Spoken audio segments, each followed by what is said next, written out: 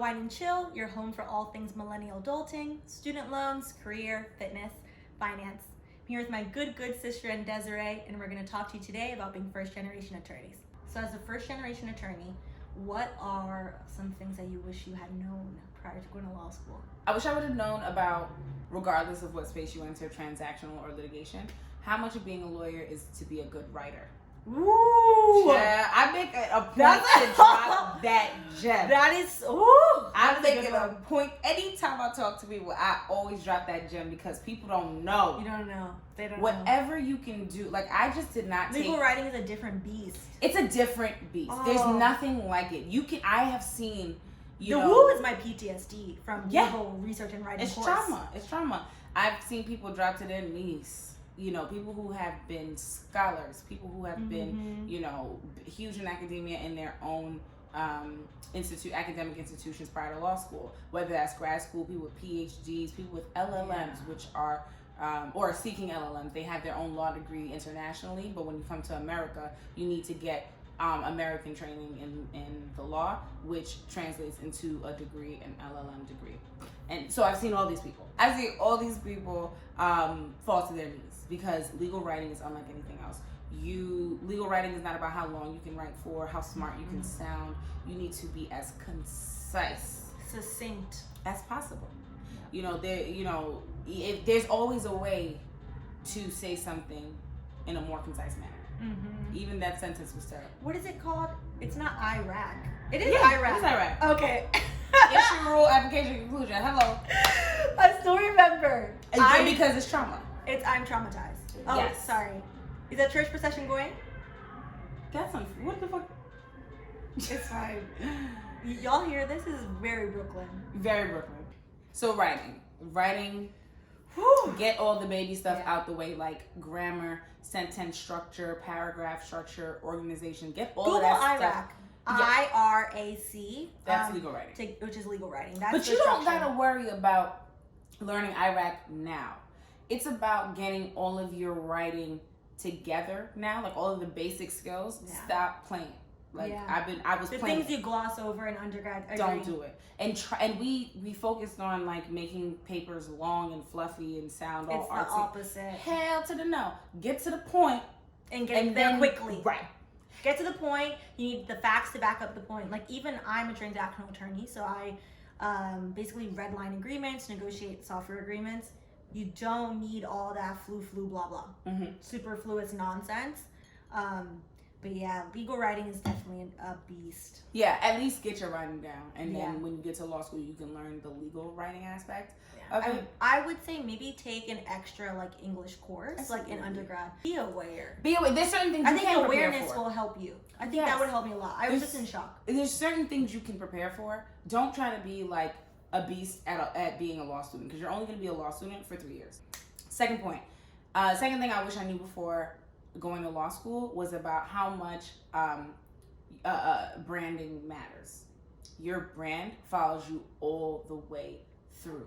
If you are known as one person, it's very hard for people to see you as anything else, and others will treat you as such, and it can even carry over into your legal career because your peers now. Think about Kamala Harris. Think about all these Joe Biden. Everybody who went to law school. Barack Obama, Michelle, imagine now I have professors who went to school with those people. I have coworkers who went to school with Obama. You don't know where your peers are going. So before you step into an arena such as law school, you really need to you don't need to have, I am a trial attorney and that's who I, no. But you need to know, your brand should at least start at the place of, she's reliable. She's professional. He or she is professional, smart, hard worker, go-getter. You want to make sure that these people can never say a bad word about you later on, 10 years, 20 years down in your career, because that's ridiculous. From my perspective, the number one thing you need to know if you are a first-generation attorney is the cost. Oh. People love to ignore the cost. The ROI, the return on investment for a law degree, let me be honest with you, it's not what it used to be. Ain't for me. Isn't. y'all can see my other video about my $300,000 Right. that I'm currently paying back. It's not for everybody. So if you're going to law school just because you're not sure about what you want to do, or you think like, oh, it's prestigious, or it's this or it's that, and you don't know, take the gap year and work in the field. Be a paralegal, be a contract manager, something like that, and see if you really want to do it.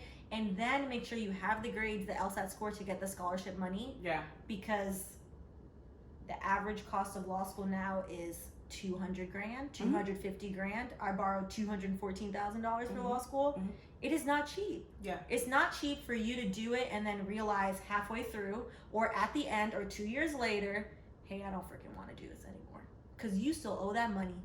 No matter what you do, No matter even what if you you do. drop out, whatever money Woo! you took, I know a few of those people. I do. So, and you owe the money, and you don't want to ruin your life on a, oh, well, my parents pushed me into it. No. Oh, well, Don't. I don't know what I wanted to do. So, like, okay, oh, well, economic recession is happening. Economic recession happens. Grad school enrollment, law school enrollment skyrockets. Yeah. I don't know what I'm going to do, so I'm just going to go to school. Do not Don't. take on the debt because you don't know what you want to do. Don't do it. It's not worth it. If you want to be a trial attorney and you want to be a judge and you know for sure you have to have a law degree and you have to be a practicing attorney, go for it. But if you think, I don't know, I kind of want to be a business person, but I kind of like don't know what that means. I don't know how to get there. So like, I'll mosey my way around it. Don't do that. Shadow people. Yes. Whatever, sit down, think about all the things you like to do, and then Google those traits to see what jobs do those type of things, and then shadow them. Mm-hmm. And look at job descriptions. Yeah, look at job descriptions, but also people love talking about themselves. Like they Yes. don't mind. They don't mind. They love me. That's it real especially lawyers, child. It's very narcissistic, but that's how the game go. You know, They don't love mind. alcohol and to talk about themselves. And you might get a free meal out of it. And the last thing I wish I would have known prior to going to law school is that I wish I would have known about networking opportunities, like how to network. I did not understand it, and we kind of touched on it before, but you know, informational interviews, going to events like we spoke about the Association of Black Women Attorneys, of which I sit on the board right now, and other organizations. Let me tell you, highly qualified. You know, joining organizations, joining leadership positions in organizations. Joining and giving into the organization. giving Not signing in. your name on stuff. Because they will up, remember that and giving say back that. to That's your people. brand. And so my point is, there's so many ways to network. Yes, you can go to events and switch business cards. That's the real low level way.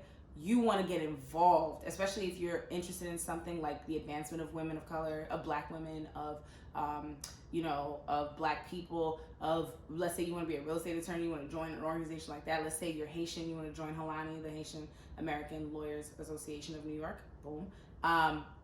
Attorneys of New York. Whatever it is, whatever you're passionate about, you want to join those organizations and you want to really give in, because that will put you in a position to engage with movers and shakers in the legal industry on a consistent basis. Yeah. You're going to board meetings, you're going to programming, you're planning with them, you know, you're working together, and those people will be your sponsors.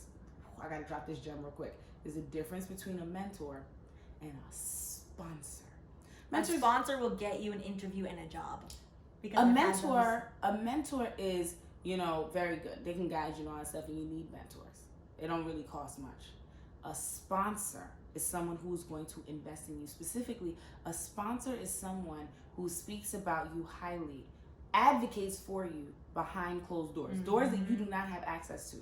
You do not have access to those doors. And so who's going to talk about you in those rooms? When it's 5 people on the table and they got to choose who, your sponsor's going to say, well, Stephanie. Yeah. And your sponsor, this is super important. My biggest sponsors have been people that don't look like me. Oh, yeah. Sometimes it's people that look like me, and that's beautiful, and That's that good. always makes my heart happy to see somebody else that looks like me do it, so I know that I can. But I've had many, an older white man who wants to give back, who understands that the game is skewed in their favor, and it costs them nothing. Yep, to help little costs black them me. nothing. It costs them $0.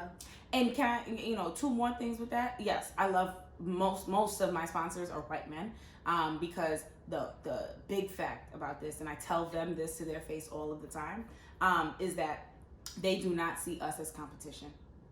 I could bust they ass up and down the courtroom, up and down some contract, whatever field y'all got, because I don't know nothing about whatever field I got. I don't know about transactions. I don't know about Do transactions. you see how they treat But the point transactional attorneys? Whatever field we We got. shade each other. No, we don't. That was rude. We But don't anyway, shade them. that was rude. But they sit in court with their wrinkly suits all day. damn. But facts. I wear this to work. Good Lord. I throw blades on and some hands and sit down, you know, and try not to cause too much trouble. But anyway, yes, they don't see us as a threat. No matter how well we do, they are the perfect sponsor. Because the way that society is set up, the way that they get their, black women do not get paid the same as them no matter what work we do, no matter how much work we do. Black women's equal pay day, people. Hello.